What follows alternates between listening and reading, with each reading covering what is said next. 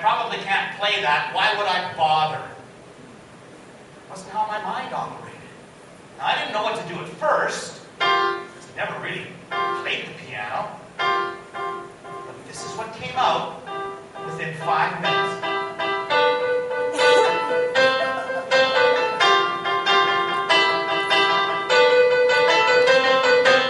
You can clap for that if you like.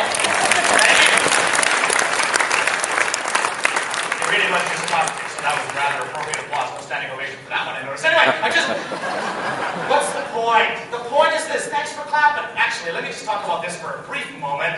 Don't you love applause? Really, I love applause. Is that why I do this? Nah, it's just a bonus. But I love it.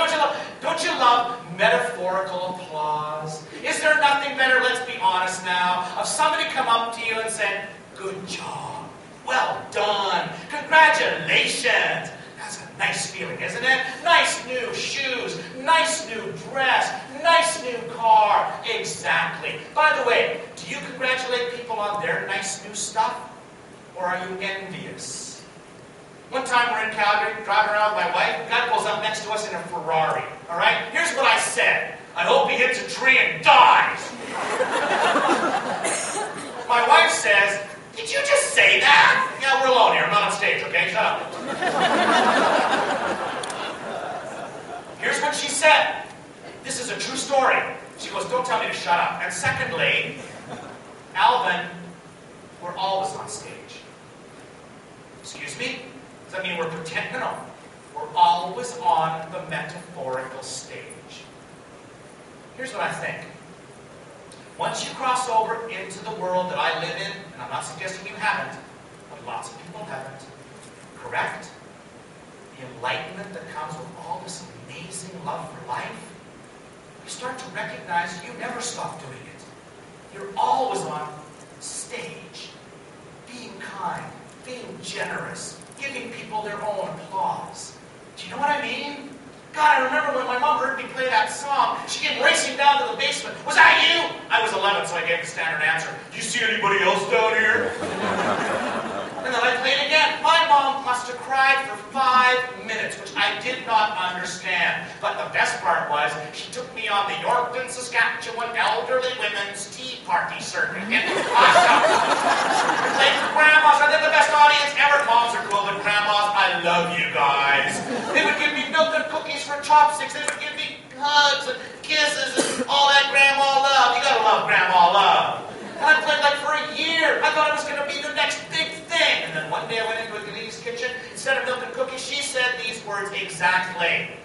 You know, your mother wants me to give you lessons, Alvin, and I would love to do that because I've been a piano teacher for 30 years. And I've taught all these students in Yorkton. They're awesome, awesome, awesome. But here's the problem, Alvin. This is exactly what she said. You will never be awesome. It's not your fault. You weren't born to be awesome. Now, I heard a bunch of you go, oh, why are you so surprised at that? How many times have you heard people tell you you will never succeed? You will never make it. You will never have your dreams. How many times have you heard that? And how many times have you had to say to yourself, yes, I will? And how many times do you say it before one day you look in a mirror and go, geez, maybe they're right? That is probably the third biggest thing I overcame. Was not letting all those detractors make me believe that I never would. You know, she had a good point. She said, look how short your toes are. Your toes are just too short to play the piano. And I thought about that, and it made perfect sense. Here was the problem, and this was a typical child problem. We develop, we get to be 12, 13, 14 years old. We start to doubt ourselves. Our self-esteem becomes very difficult because of certain things like, you know, women reading women magazines that show these perfect people that we will never physically be. And men reading men's magazines that say you gotta be macho and tough and